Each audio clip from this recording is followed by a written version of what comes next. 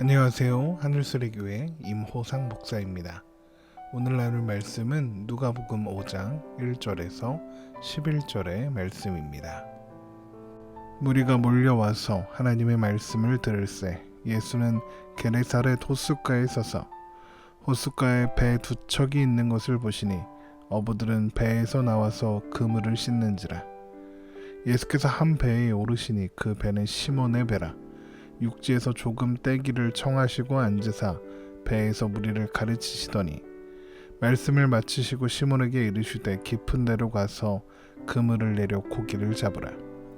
시몬이 대답하여 이르되 선생님, 우리들이 밤이 새도록 수고하였으되 잡은 것이 없지만은 말씀에 의지하여 내가 그물을 내리리이다 하고, 그렇게 하니 고기를 잡은 것이 심히 많아 그물이 찢어지는지라.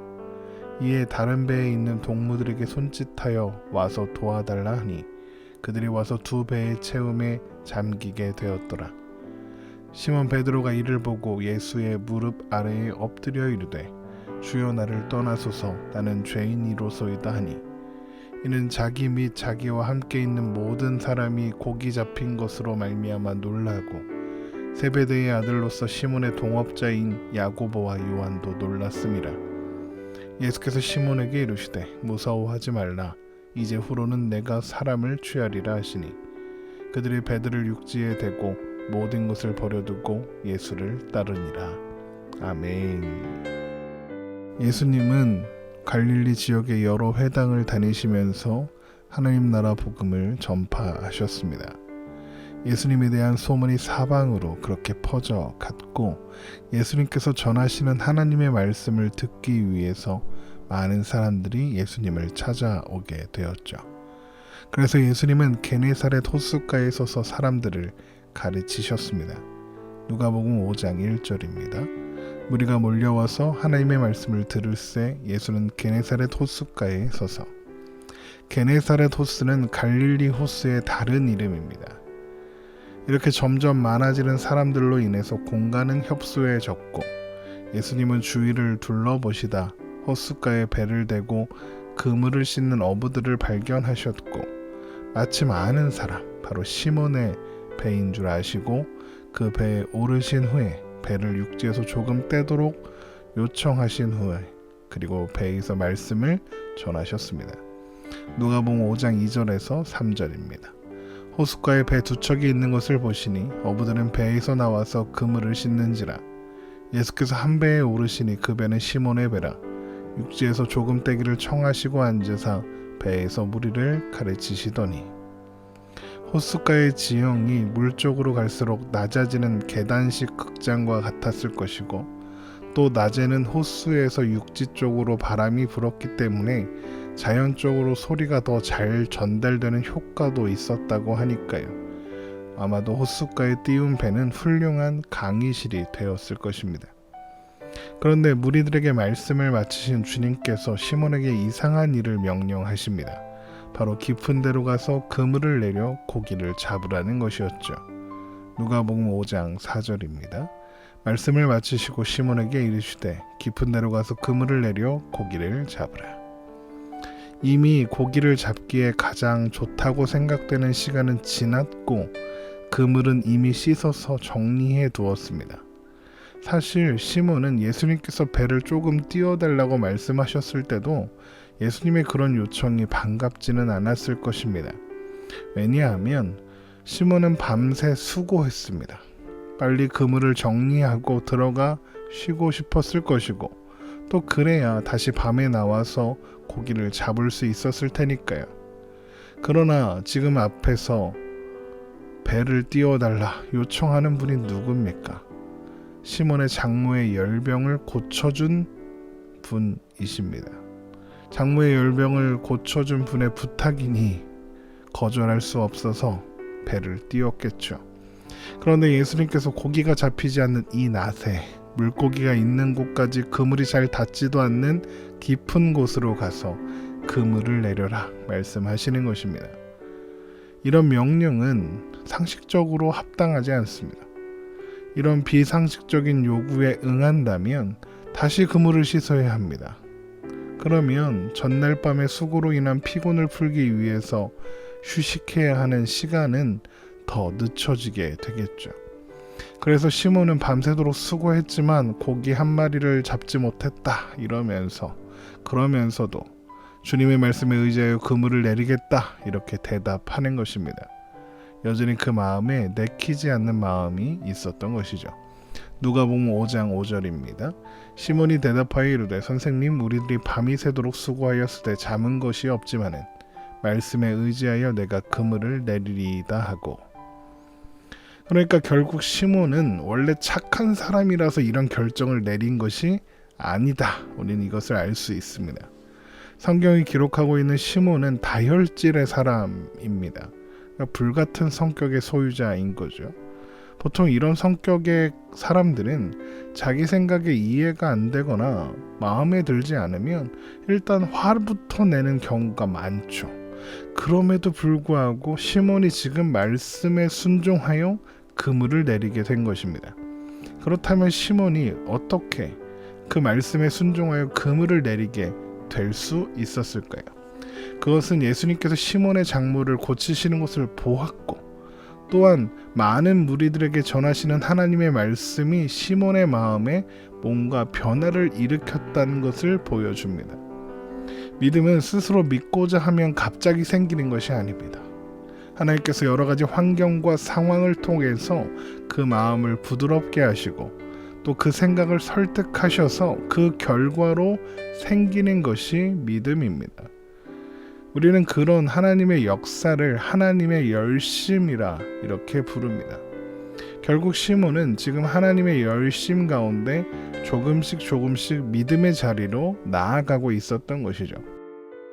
그렇게 시몬이 예수님의 말씀에 순종하여 그물을 내리자 물고기는 많이 잡혔고 그물이 찢어질 지경에 이르렀습니다. 그래서 시몬은 다른 배를 타고 있었던 시몬의 동업자들이었던 야고보와 요한에게 도움을 요청하고 그들의 도움을 받아서 배가 잠기게 될 만큼 2대의 배가 가득 찰 만큼 많은 물고기를 잡게 되었습니다. 누가복음 5장 6절에서 7절입니다. 그렇게 하니 고기를 잡은 것이 심히 많아 그물이 찢어지는지라. 이에 다른 배에 있던 동무들에게 손짓하여 와서 도와달라 하니 그들이 와서 2배의 채움에 잠기게 되었더라. 이것을 목격한 시몬은 이제 예수님의 무릎 아래에 엎드려서 주여 나를 떠나소서 나는 죄인이로소이다 라고 말하게 됩니다. 누가복음은 시몬 베드로가 이런 반응을 보이는 것이 고기 잡힌 것에 놀랐기 때문이다 이렇게 전하고 있죠. 누가복음 5장 9절에서 10절의 말씀을 봅니다. 이는 자기 및 자기와 함께 있는 모든 사람이 고기 잡힌 것으로 말미암아 놀라고 세베대의 아들로서 시몬의 동업자인 야고보와 요한도 놀랐음이라. 사람들이 놀란 것은 단순히 고기가 많이 잡혔다. 고기가 잡히기 어려운 시간인데 2대의 배가 가득 잠길 만큼 고기가 많이 잡혔다. 이것이 놀랍다. 이런 의미가 아닙니다. 자연의 순리대로라면 말도 안 되는 일이 일어났기 때문에 사람들이 놀라는 겁니다. 자연의 순리가 아니라 예수님의 말씀대로 이루어졌기 때문입니다. 바로 대자연이 예수님의 말씀에 순종하는 것을 사람들이 보게 되었던 것이죠. 그래서 베드로는 주여 나를 떠나소서 나는 죄인이로소이다 라고 고백할 수밖에 없었던 것입니다. 베드로의 이런 고백은 하나님의 열심이 베드로를 믿음의 자리로 인도한 결과로서 나타나는 것이죠. 처음에 베드로는 장로의 열병이 낫는 것에만 관심이 있었습니다.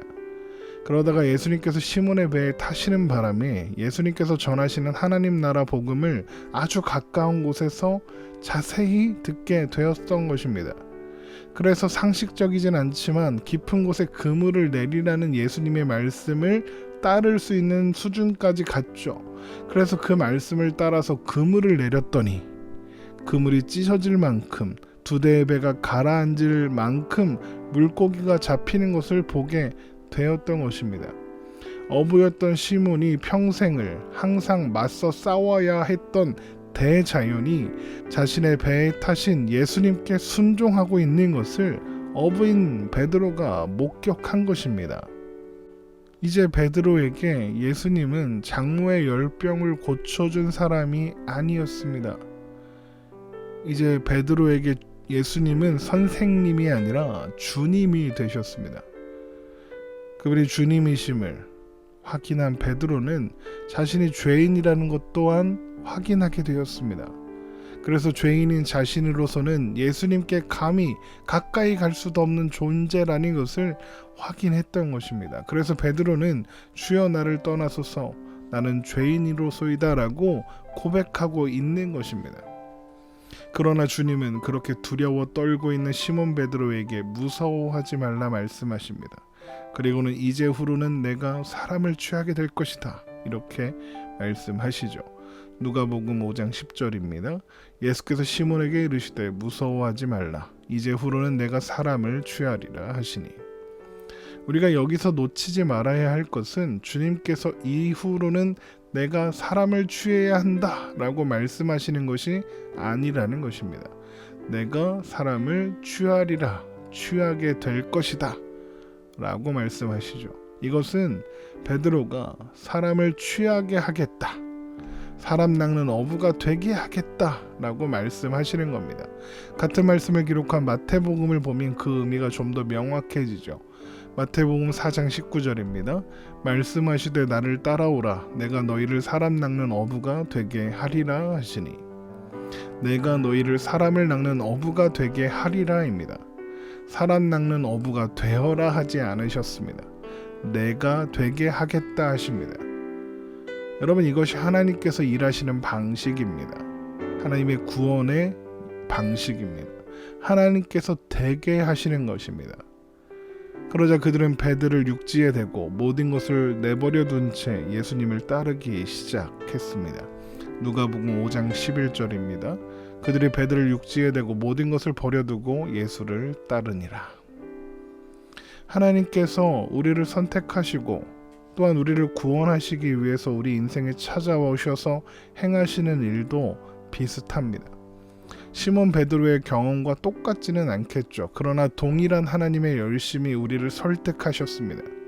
여러 가지 환경과 사건과 상황들을 만나게 하셨으며 여러 가지 방식으로 복음의 말씀을 듣게 하셨습니다.